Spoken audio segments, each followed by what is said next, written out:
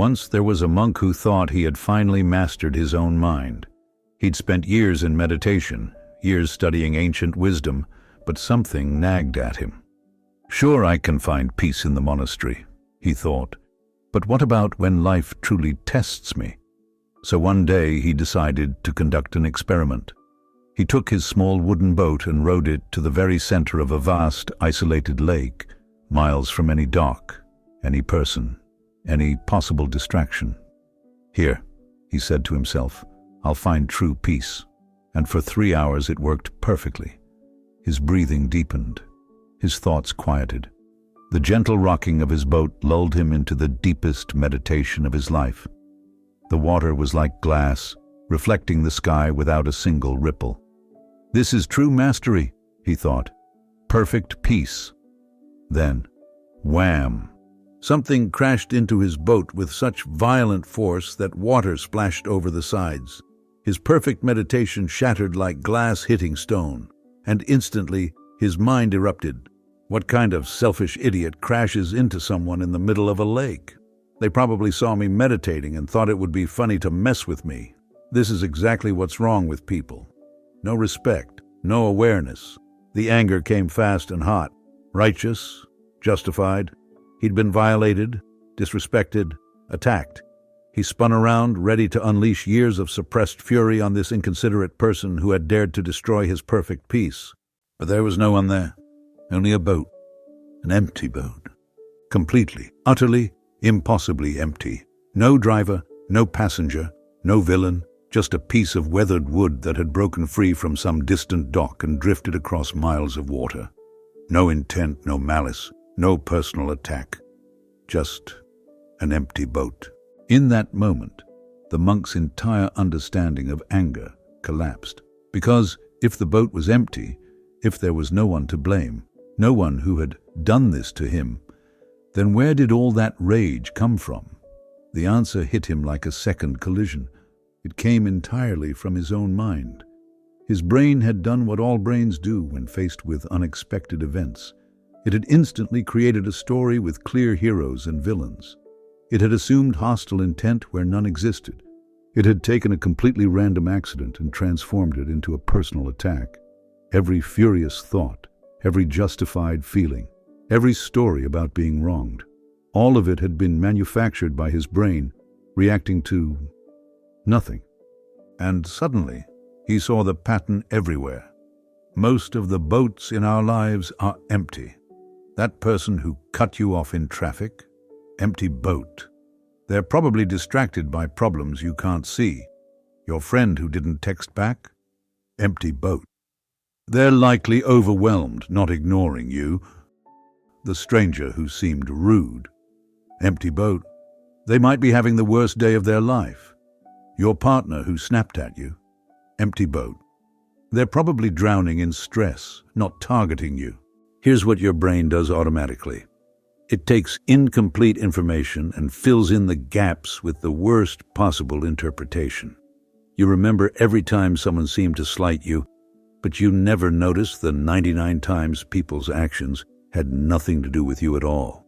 Your brain is literally programmed to collect evidence that people are out to get you, while ignoring mountains of evidence that they're just living their own complicated lives. What's more likely? That person orchestrated a plan to personally disrespect me, or that person was distracted by their own problems. The monk had stumbled upon one of the most powerful mental tools ever discovered, Hanlon's razor. Never attribute to malice that which can be adequately explained by incompetence. Or in this case, never attribute to malice that which can be adequately explained by complete absence. What if, instead of defaulting to, "They're doing this to me," you tried, "They're doing this because of something I don't know about"?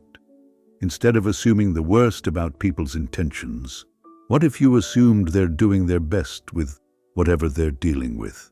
When you adopt the empty boat mindset, you're essentially asking yourself one simple question before you react.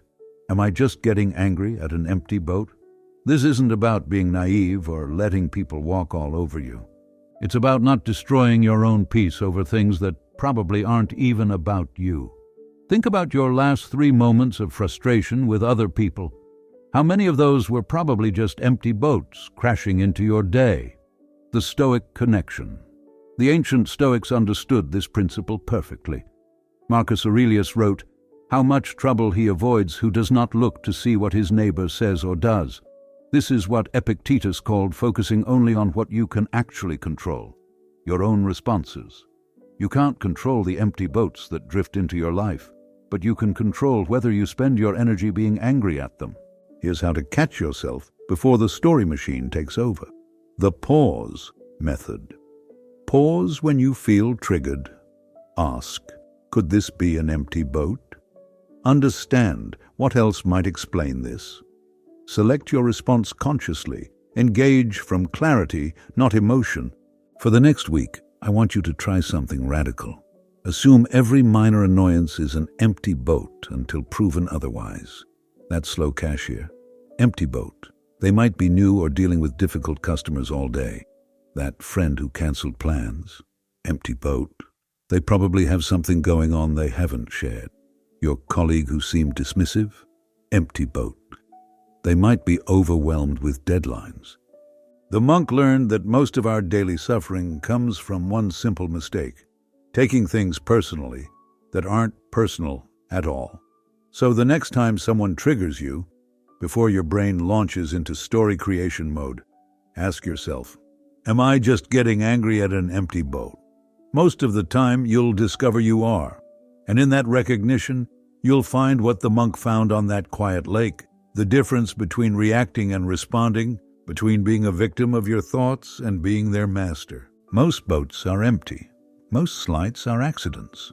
Most conflicts are misunderstandings. And most of your anger?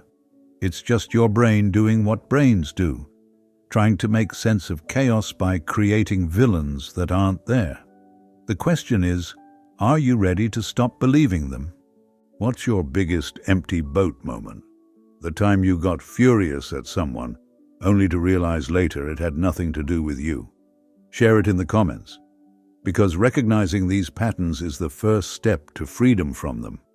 And if this story just rewired your brain a little bit, hit that subscribe button. Your future self will thank you for every cognitive bias you learn to spot.